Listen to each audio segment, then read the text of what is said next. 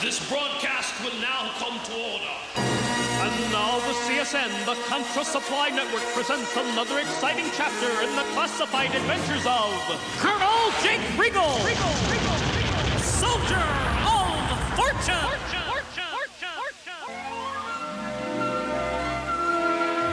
Each week, our hero leads the gallant forces of Project Democracy on another thrilling escapade through the jungles of Central America, across the sands of the Middle East, and around the loopholes of our sacred law in the never-ending battle for covert justice everywhere. Brought to you by Southern Air Transport, where their skies are our skies. And now, Chapter 5. Give me immunity, or give me death.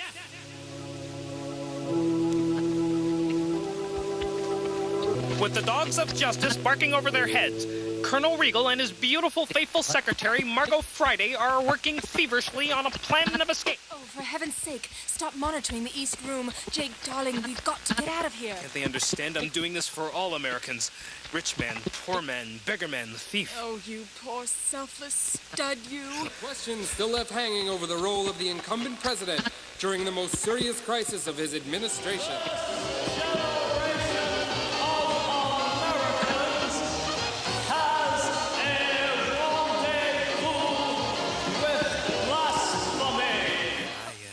I will say, as a commander-in-chief, that I could never accept a role on Falcon Crest, but you think Jane would be a sport and at least ask. What about the Arms Export Control Act? The National Security Act of 1947? Freedom of the press? The Bill of Rights! I was not fully informed. I feel so alone now. Nothing to comfort me but my mother's portrait of Thomas Jefferson.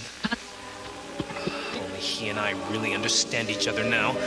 Thomas Jefferson, poet, scholar, statesman, inventor, architect, that to secure these rights, governments are instituted among men, deriving their just powers from the consent of the governed. You were a slave owner, you lousy little... Jake, get a hold of yourself. This is Richard Stans calling Colonel Regal. Something coming in over the prof system. Top secret system for communication. The National Security Advisor. Report to the NSC office immediately.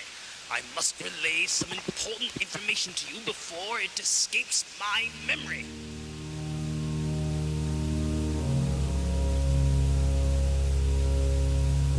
Within the secluded walls of the National Security Council, Richard stands to closes to Colonel Regal a startling artifact from the late CIA director. Incredible. It's a cassette tape. I waited until I could see you before listening to it. No doubt he intended for us to listen to it together. Amazing. The last recorded message of the CIA director. What message, or advice, or warning could he have left for us?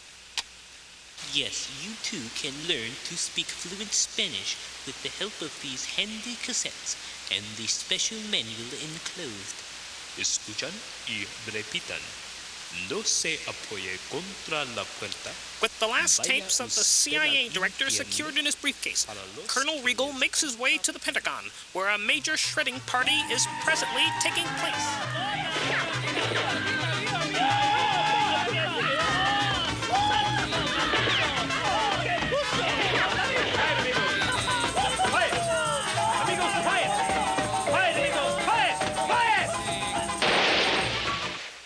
But we were just about to break open the pinata. Padres, it may be a long time after this night before we see each other again.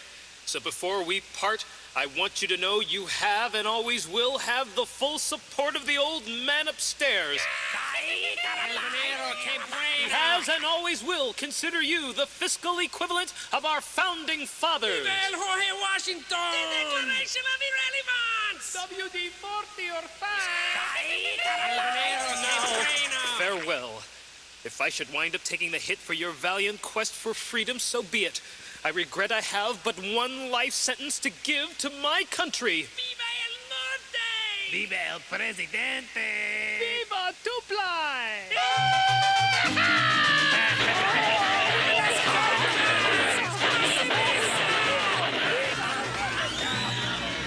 Within the hour, Jake, Margo, and Professor Riefenstahl are winging their way aboard Air Force 3, low over the hallowed monuments of the nation's capital.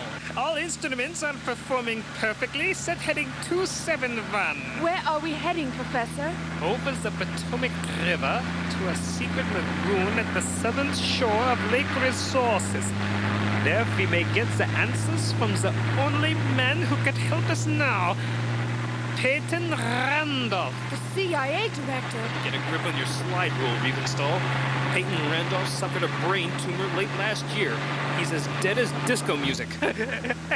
So the world sinks. Look at that environmental container. Incredible. It's Randolph's brain.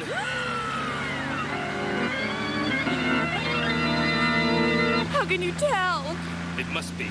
It's been stamped classified. Removed secretly during the operation. I've been monitoring his brain functions for months.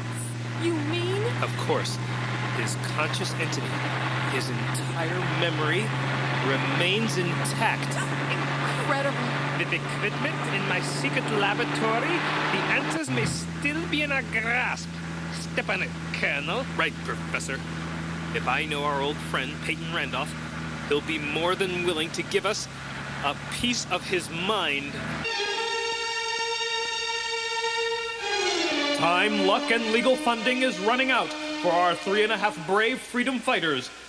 Will the brain of Peyton Randolph be able to cough up some answers for Jake and Margo? Or is it just another cerebral vortex?